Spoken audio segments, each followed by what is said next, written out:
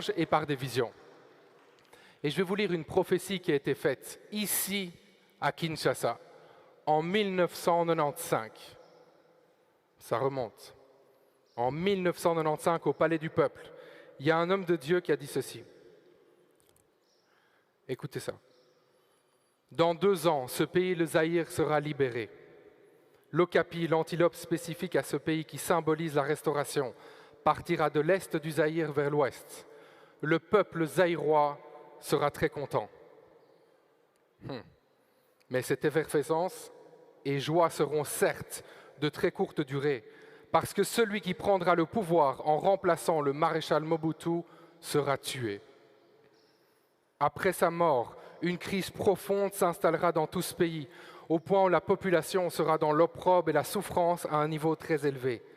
Les Congolais seront dirigés par des leaders cruels qui leur rendront la vie difficile. Mais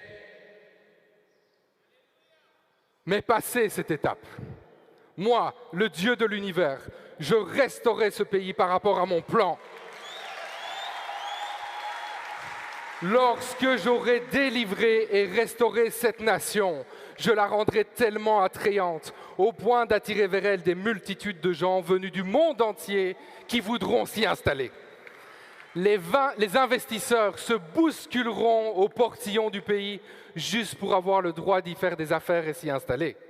Ceux qui auront fui ce pays le regretteront et par après, ils retourneront pour s'y établir.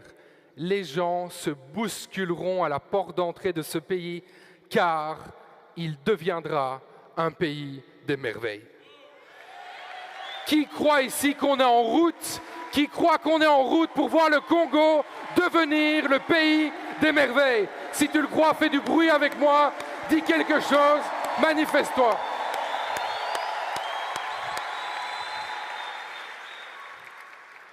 En tout cas, moi j'y crois. Moi j'y crois. Et vous savez ce qu'il faut pour que ça se passe? Il faut d'abord que les gens reçoivent une vision. Il faut recevoir une vision. Et la bonne nouvelle, on vient de lire le verset Joël 2, 28, Dieu donne aussi des visions, n'est-ce pas? Et une vision, c'est aussi quelque chose dans le sens que on se représente à quoi le futur pourrait ressembler.